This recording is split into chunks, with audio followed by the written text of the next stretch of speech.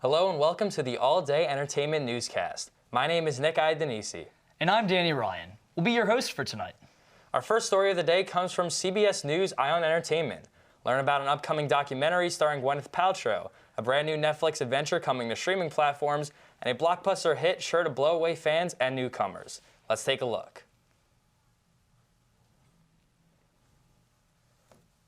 It could be just tactile. Gwyneth Paltrow says her new Netflix project is designed to make life better in the bedroom. We've never really seen this before. The actress and entrepreneur released a 6-part series called Sex, Love, and Goop and says she understands women's insecurities about body image. I'm definitely not a perfect person, but I'm always on a journey towards self-improvement. I really like myself. I know my faults.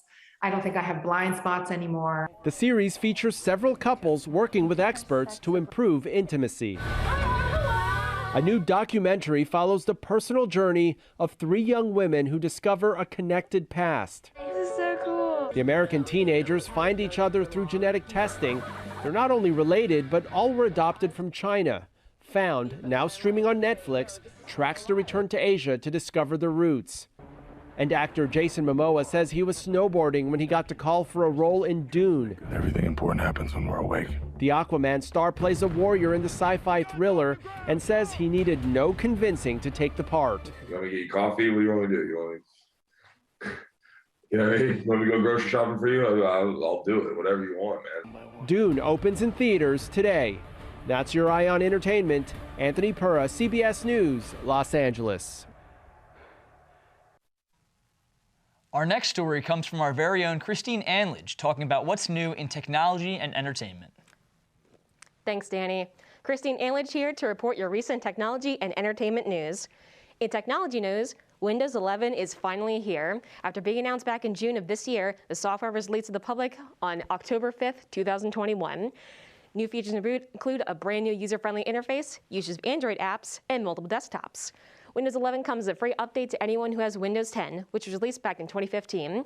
So if you're someone still using Windows 10, here's your free upgrade. Also this month, a new model of the Nintendo Switch was launched. The Nintendo Switch OLED released on October 8th alongside the long-awaited game, Metroid Dread. The OLED model of the Switch has improved graphics, a bigger screen, a sleek design, and longer battery life. Coming in at $330, the OLED model is only $50 more than the original Switch, which was released back in March of 2017. With these noted improvements, it's easy to see that the OLED model of the Switch seems like a steal. Finally, in entertainment news, after being delayed for about a year, Dune finally hits the big screen and the little screens at home too. Based on the book by the same name by Frank Herbert, released in theaters and HBO Max on October 22nd. However, it will be on HBO Max for just a short period of time, so watch it soon. Dune was delayed for some time due to the COVID-19 pandemic, but it seems to have been worth the wait. Reviews online have been commenting positively about the movie, and many are hoping to see more soon. Thanks, Christine, for the updates. Speaking of updates, our field reporter Bridget Vevlequil interviewed some people about the movie and whether they'll be watching it in theaters or at home. Let's take a look.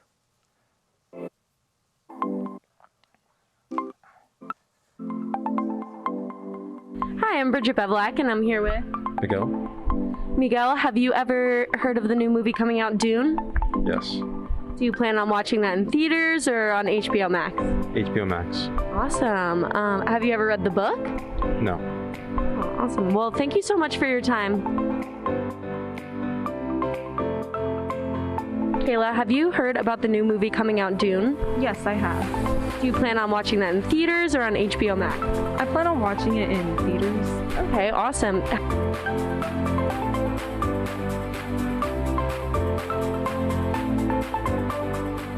Daniel, have you heard about Dune coming out? Yes, I have heard about it coming out. Okay, awesome. Are you going to watch it on HBO Max or in theaters? Absolutely on HBO Max. I have that ready. I did not know it came out, and I'm excited to watch it. I remember feeling ecstatic about it. Like, it is everything. It's like new.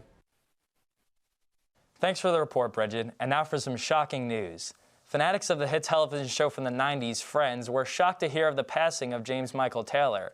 Those who watched the show would recognize him as Gunther, the lovable barista of the coffee shop titled Central Perk.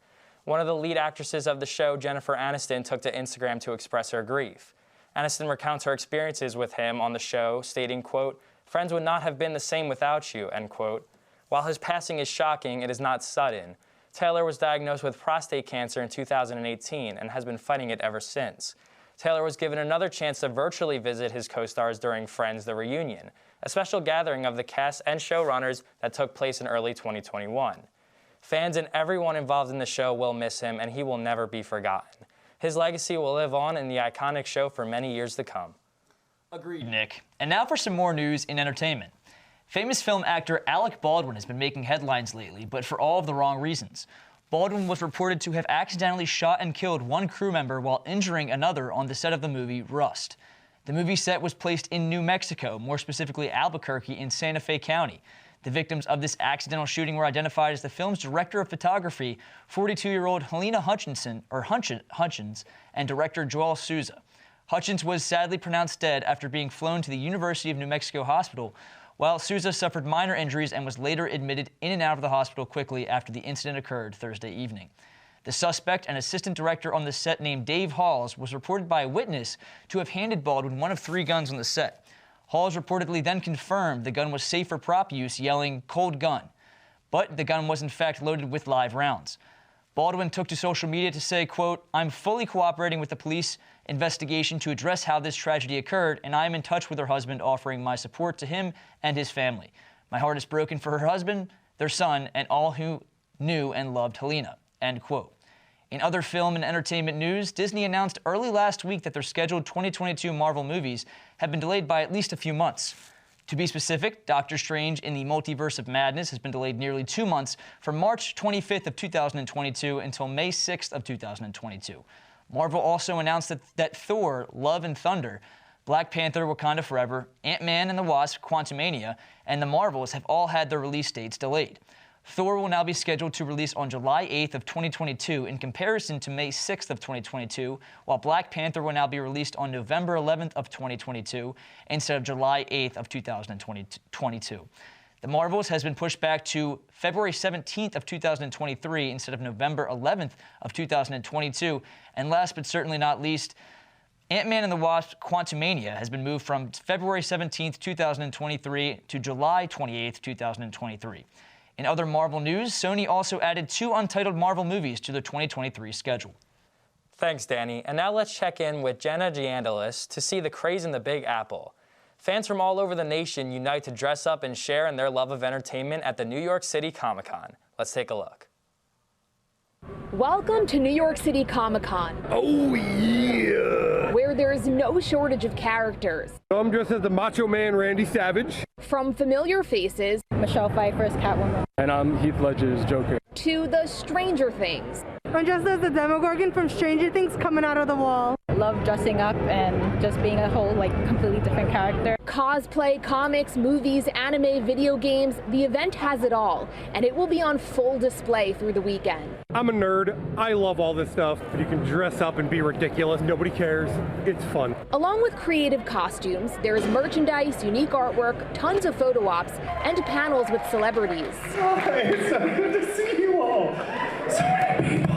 There are plenty of interactive experiences here, like the Star Trek Prodigy booth, where you smile for the cameras and get a photo with the characters from the series. Consider vaccines and masks a superpower for these superheroes. They're a must-have to attend the event. It's a bit eerie with the mask, but I think we're all gonna get used to it. It feels great to actually have actual FaceTime with people. Which is huge for New Jersey native David Crownson, who went from Comic-Con fan to comic book creator. This is my comic book series, Harriet Tubman Demon Slayer. We sold out of issue 1 today. And Comic-Con tickets are sold out for Saturday, a sign its return is already a success. New York Comic-Con 2021, good to be back. Jenna DeAngelis, CBS 2 News. Thanks, Jenna. Love the costumes. Now with weather, let's check in with our very own Alex Sutherland.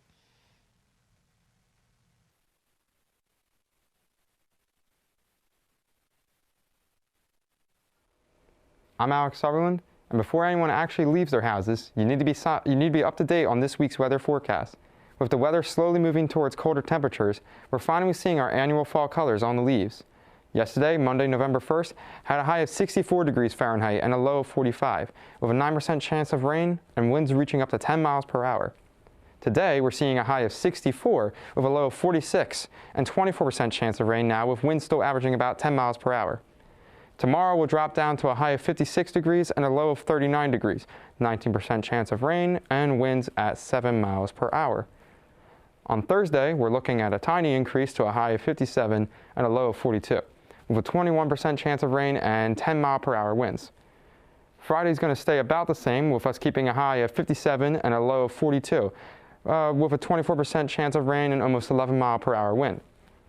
Saturday, we'll have a high of 55 and a low of 41, along with a 24% chance of rain and winds about 10 miles per hour. Finishing off, we have Sunday at 57 degrees for the high and 42 for the low. There will be a 24% chance of rain and 10 mile per hour winds. I'm Alex Sutherland. Start throwing on those hoodies and stay warm, folks. And that's all from All Day Entertainment. I'm Nick Adenese. And I'm Danny Ryan. Have a great day, everyone.